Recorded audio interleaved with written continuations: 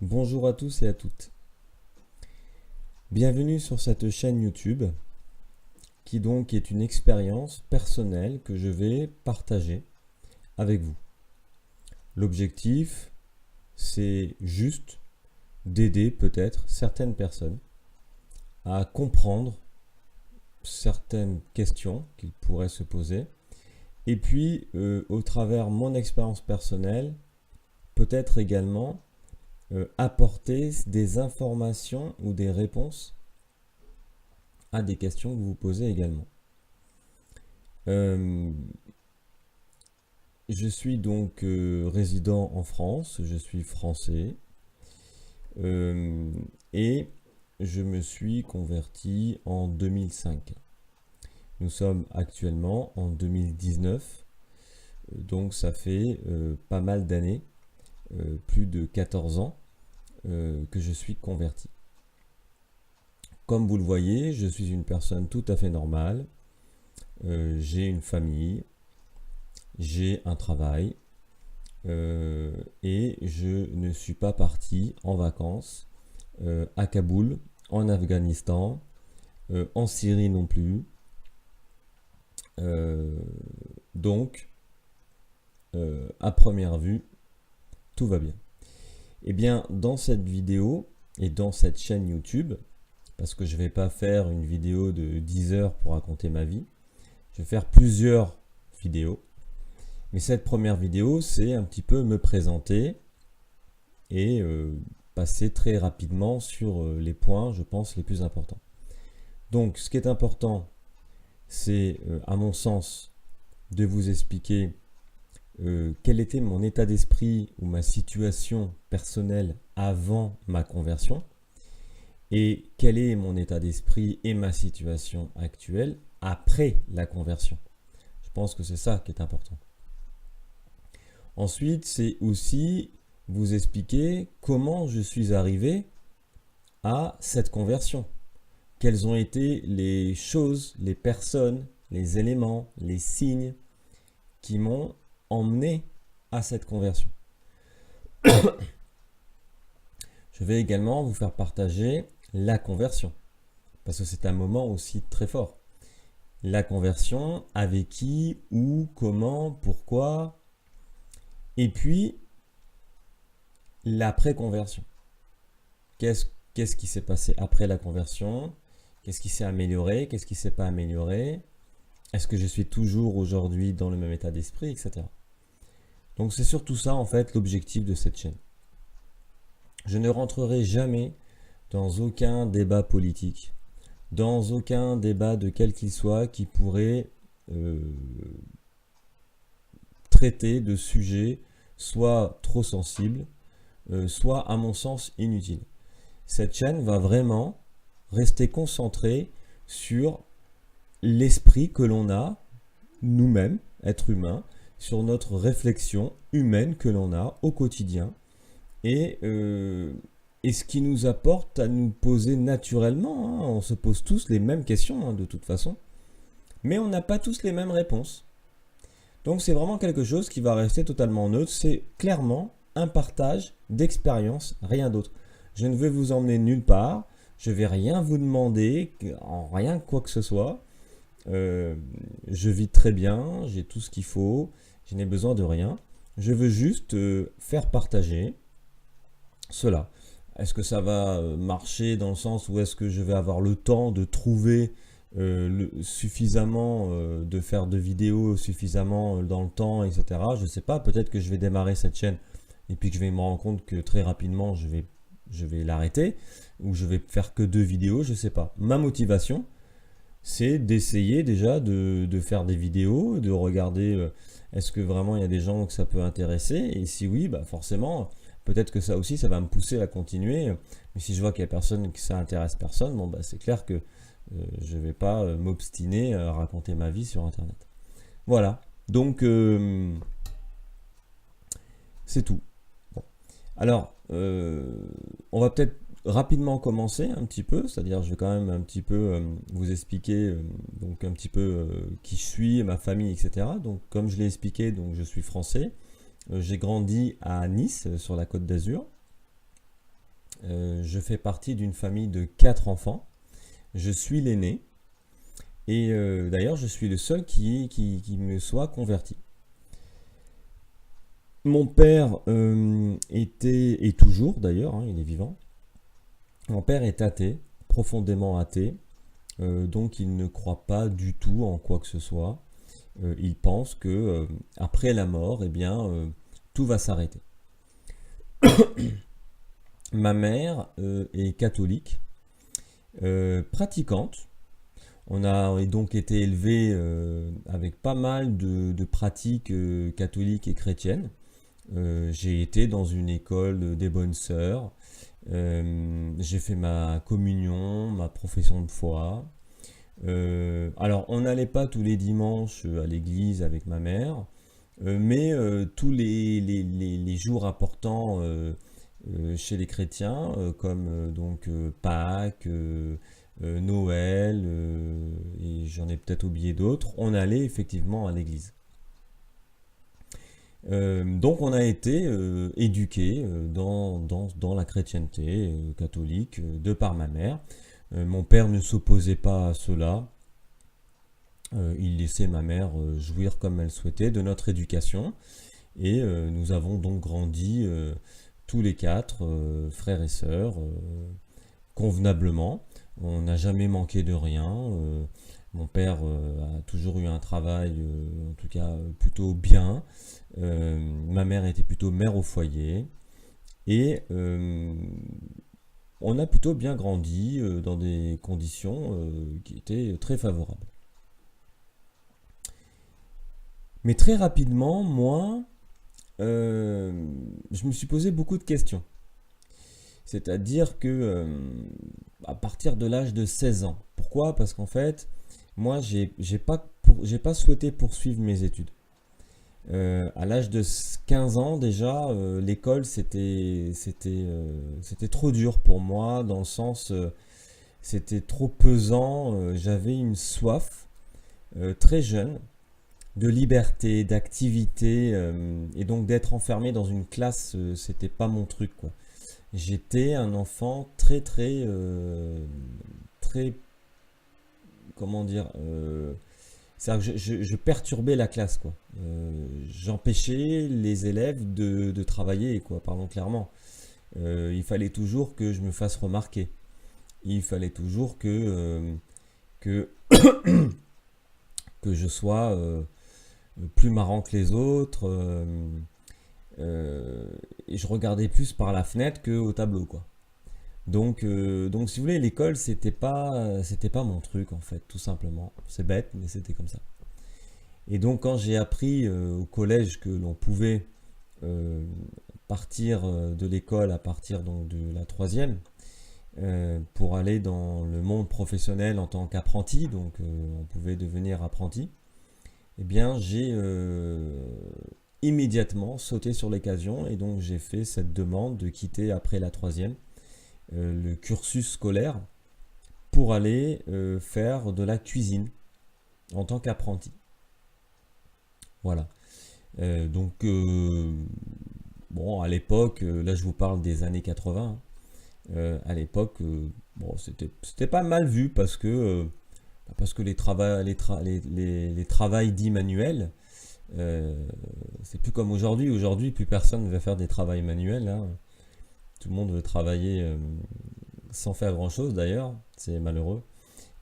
Mais voilà, donc moi je suis parti donc en tant qu'apprenti cuisinier. Et donc je me suis lancé dans la vie active très tôt, vous voyez, donc j'avais 16 ans. Alors que mes frères et sœurs, eux, ont suivi un cursus scolaire, etc. Alors certes, ça a été un petit peu le désarroi de mes parents. J'ai été forcément le mauvais canard dans la famille. J'ai été celui qui n'était pas le bon exemple à suivre.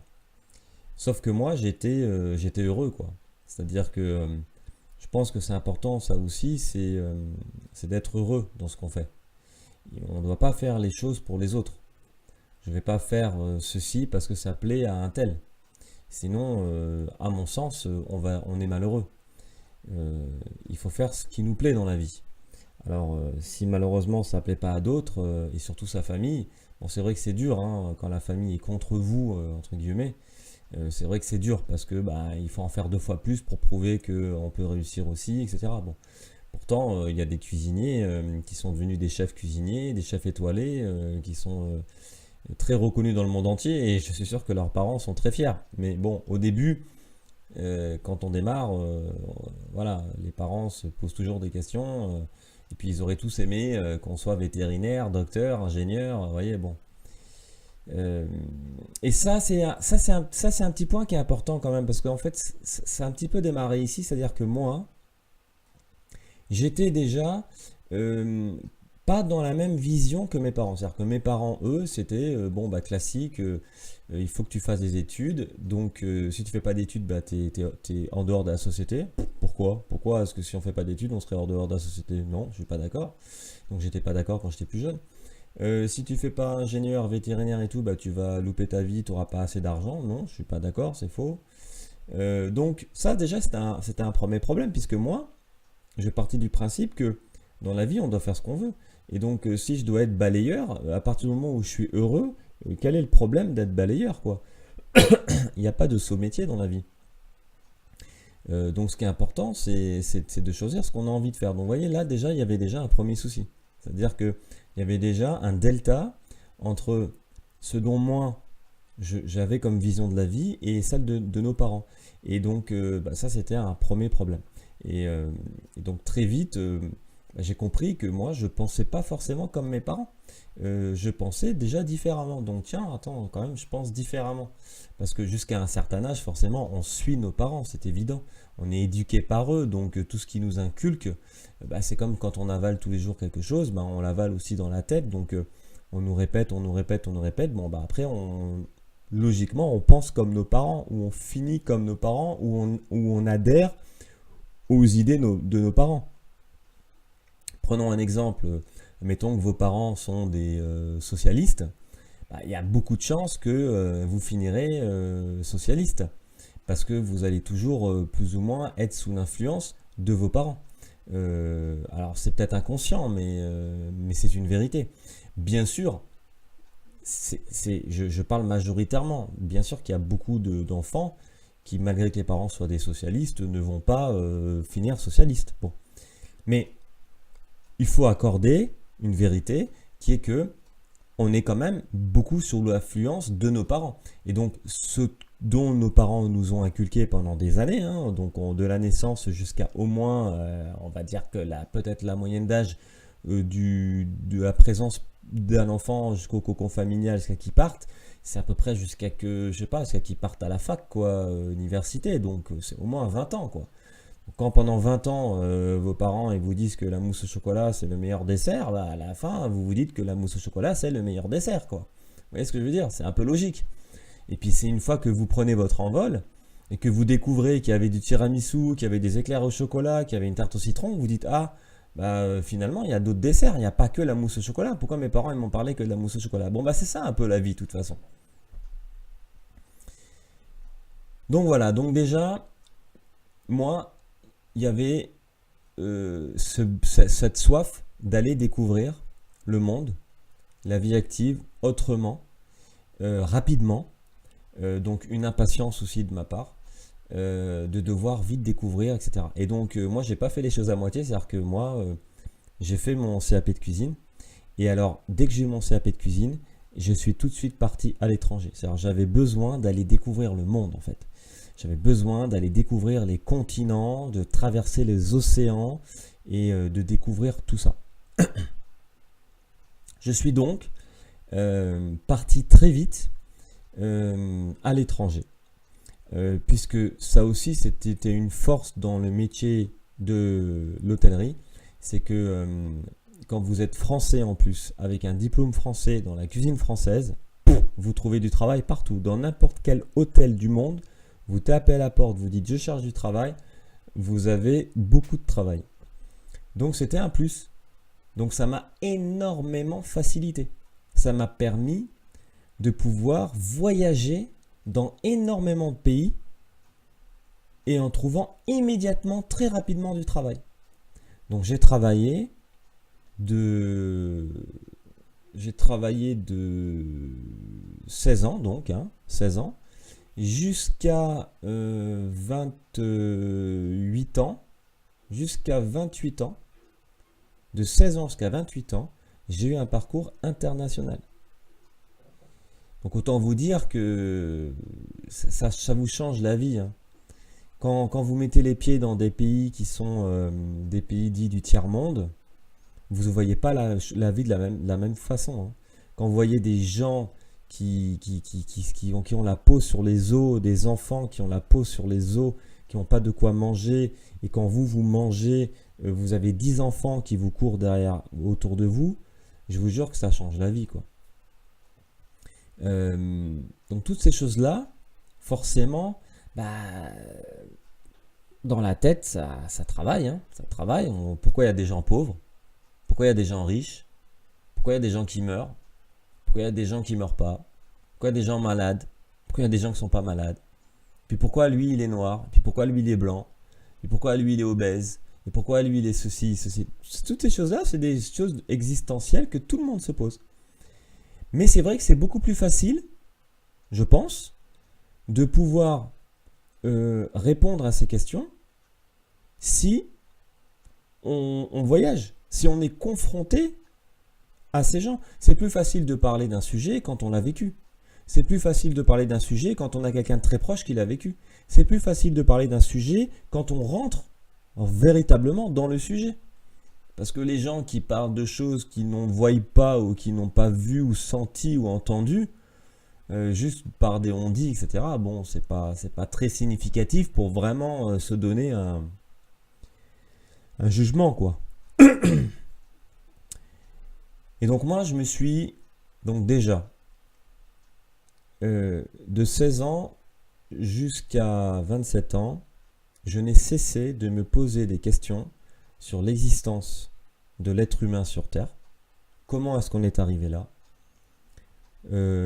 Qui est Dieu? Qui est Bouddha? Qui est Shiva? Qu'est-ce que c'est le karma? Pourquoi les chrétiens? Pourquoi les juifs? Pourquoi les musulmans? Pourquoi il y a des injustices par-ci, par-là, venant des hommes? Pourquoi est-ce qu'on meurt? Qu'est-ce qui se passe quand on meurt? Pourquoi on parle de fantômes? Pourquoi on dit qu'il y a des esprits? Pourquoi on parle de magie noire? Pourquoi on parle de vaudou dans tel pays? Pourquoi j'ai rencontré des gens bizarres? Parce que ça aussi, c'est clair, quand vous voyagez énormément dans le monde, vous rencontrez des gens de tout. Bon, de tout. Et puis il y a des gens qui vous marquent, dans le positif, mais aussi dans le noir, dans le côté obscur. Il y a des gens, vous vous dites, il y a quelque chose, quoi. C'est pas un être humain, il y a quelque chose là.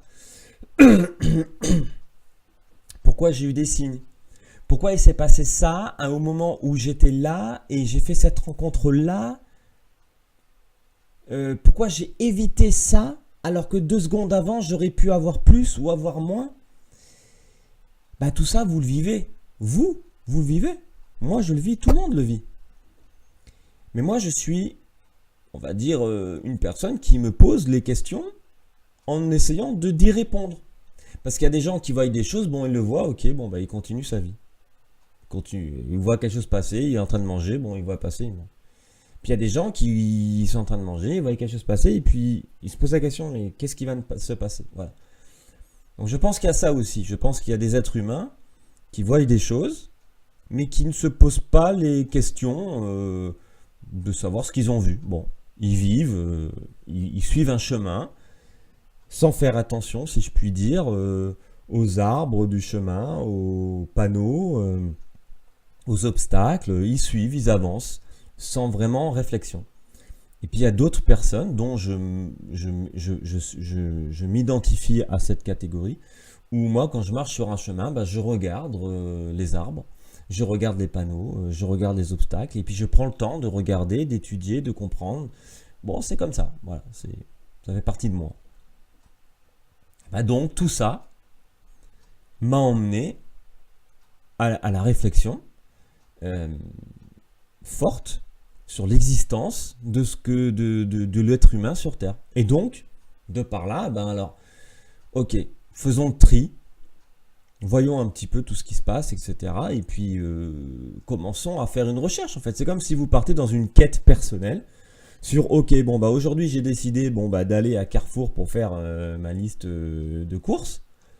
Hein, c'est une mission. Chaque samedi, beaucoup de foyers font leurs courses le samedi à Carrefour. Donc on s'organise pour aller faire les courses. Bon bah là c'est pareil. Moi je me suis organisé, j'ai dit voilà. Moi à partir d'aujourd'hui, je veux chercher la vérité. Bah, au début, c'est ce qu'on se dit quoi. Après, est-ce qu'on va la trouver, on va pas la trouver. Et puis, qu'est-ce qu'on va trouver? Voilà, donc je vous invite à arrêter cette première vidéo. Je pense qu'elle permet en tout cas de résumer un petit peu. Et puis la deuxième, eh bien, je vais poursuivre cette vidéo. Donc je vais essayer de faire des séries de vidéos. Je vais les numéroter comme ça permet d'avoir l'ordre 1, 2, 3, 4, etc. Bon, bah écoutez, je vous remercie donc de m'avoir écouté et j'espère de vous revoir très vite.